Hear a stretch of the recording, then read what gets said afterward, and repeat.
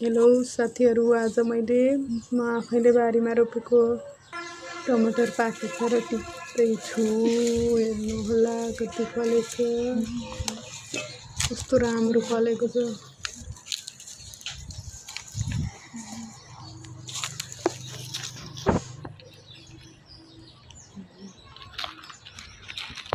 दुई तिन दिन मजाले पाक्छ। टिप्छु अनि फ्रिजमा राख्नु पर्दैन, बाहिर राखो। ठिक्क खाना घरमा जे किन्नु परेको छैन अहिले।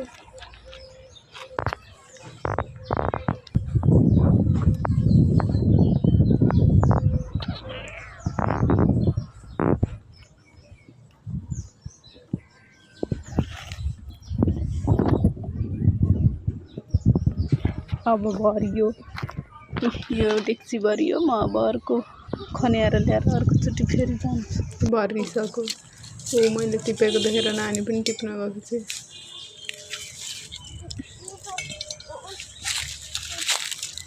पाकेको टिप्ने हो।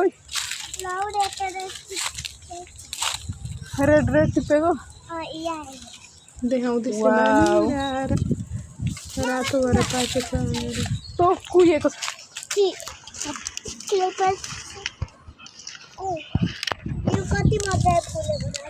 के फुलेको कि पाकेको?